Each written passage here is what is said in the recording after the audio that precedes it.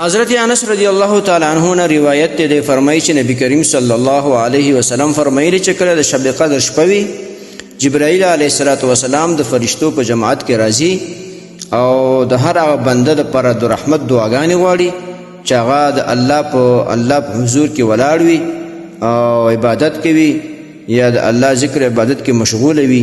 د دې حدیث روایت بهقی په شعب الایمان کې کړی دی. محترم مسلمانانو ورونو، نو دې حدیث نه دا خبره معلومه شو چې د شب قدر شپه څومره بختوره شپه ده، څومره د فضیلت شپه ده چې جبرائیل علیه السلام راځي په خپله سره د فرشتو د جماعت کې ټولګي کې راکوزیږي او جماعت کې راځي او ګرځي د الله په ځمکه باندې. څوک چې د الله په عبادت کې ولاړ وي د هغه دپاره د رحمت دعاګانې غواړي.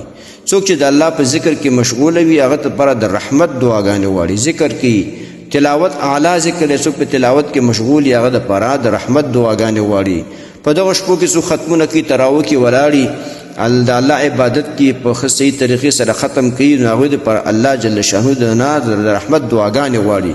نو محترم مسلمانانو ورونو، چې غواړي چې تاسو د جبرائیل علیه السلام ورسره فرشتې تاسو د رحمت دعاګانې وغواړي او په هغو ثوابونو کې تاسو حصه هم راشي، نو په دغه شپو کې اخري عشره کې کوشش دا کوئ چې د شپې عبادت ډیر کوئ، خوب کم کوئ. لس ورځې هېڅ خبره نه ده، بیا څه د ورځې خوب کوئ. دغه شپو کې د الله عبادت ته ودرېږئ، ژړاګانې وکړئ، دعاګانې وغواړئ، ذکر کوئ، تلاوت کوئ، درود شریف ووایئ، استغفار ډېر ووایئ، ځکه موږ ډېر ګناهګار یو، ډېر زیات ګناهګار یو موږ او تاسو.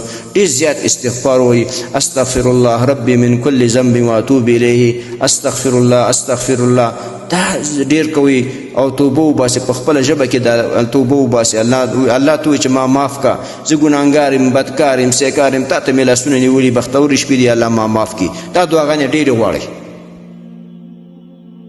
محترمو مسلمانانو ورونو، تاسو ته چې کوم روزانه د حدیث دا مفهوم راځي، نو د مهربانۍ او د ثواب له مخې نورو مسلمانانو ته لیږدوئ او شیر کوئ. والسلام. د دیوبندي مسلک حنفي کاروان سټوډیو لخوا وړاندې کیږي.